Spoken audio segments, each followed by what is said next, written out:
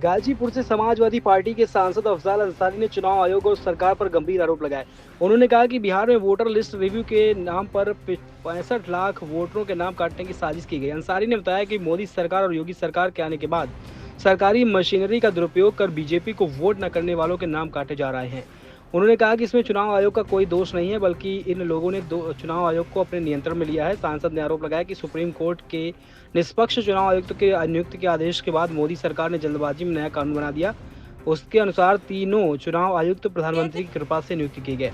अंसारी ने बताया कि अखिलेश यादव ने पहले इस मुद्दे को उठाया था। चुनाव आयोग को 18,000 शपथ पत्र दिए गए थे, लेकिन कोई कार्रवाई नहीं की। उन्होंने महाराष्ट्र का जिक्र किया, जहां हार की आशंका के बाद 60 लाख नए मतदाता जोड़े गए। पूजा पाल के सपा के निष्कासन बोलते हुए कहा, अंसारी ने कहा, समाजवादी पार्टी दरिया दिल्ली लोगों की पार्टी है। राज्यसभा चुनाव में कई बार सपा विधायकों ने बीजेपी को वोट किया, फिर भी पार्टी ने लंबे समय तक कोई कार्रवाई नहीं की। लेकिन जब कोई अपने पाप का कीर्तिमान बनाता है तो कार्रवाई करनी पड़ती है। समाजवादी पार्टी के सांसद अफजाल अंसारी ने उत्तर प्रदेश पर सरकार पर गंभीर आरोप लगाया। उन्होंने कहा कि प्रदेश सरकार ने 5,000 स्कूलों को बंद करने का निर्णय लिया, साथ ही 27,000 नई शराब की दुकानें खोलने को मंजूरी दी। देश की राजनीति गर्म हो गई है और यहाँ तक कि वोट चोरी का आरोप लगाया जा रहा है। देखिए, ये पहले भी होता था, लेकिन छुप छुपा के होता था। सरकारें जहां भी कहीं,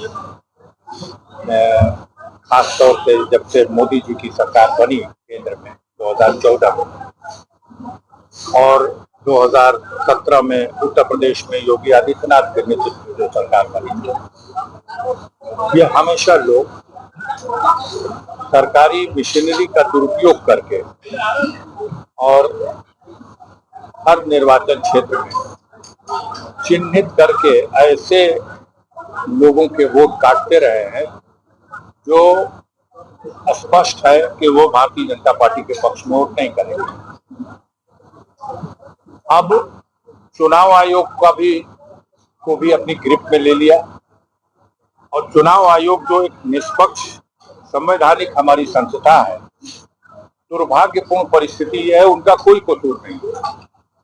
कसूर ये है कि जिस दिन सर्वोच्च न्यायालय ने एक आदेश पारित किया जिसमें ये कहा गया कि भारत में लोकतंत्र में चुनाव की निष्पक्षता को बरकरार रखना आवश्यक है और इसलिए भारत निर्वाचन आयोग के जो 3 आयुक्तों का चयन हो, उसमें एक देश का प्रधानमंत्री, दूसरा प्रतिपक्ष का नेता और तीसरा सुप्रीम कोर्ट का चीफ जस्टिस बैठे और पूरे देश से जो योग्य अधिकारी, उस योग्य है जिस पर भरोसा किया जा सके कि वो लोकतंत्र की सुरक्षा के लिए कोई गड़बड़ी नहीं करेगा, ऐसे व्यक्ति को निर्वाचन आयुक्त के पद पर बैठाया जाए। मंशा यही थी। आनन फानन में भारत सरकार, नरेंद्र मोदी जी की सरकार ने हाउस बुला लिया और हाउस में एक नया कानून बना दिया, बिल पास करा दिया और उस बिल में ही सारा रास्ता बना दिया।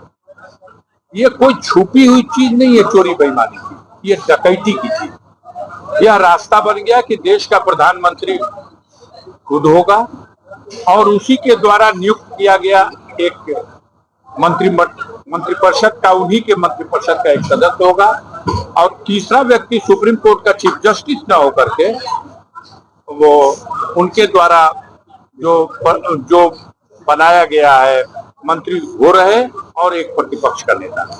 3 ही आदमी बैठते हैं और निर्वाचन आयुक्त की नियुक्ति होती है। आपको याद होगा, एक भारत निर्वाचन आयुक्त का कार्यकाल बाकी था, उन्होंने त्याग पत्र दिया है, दिया गया या लिया गया।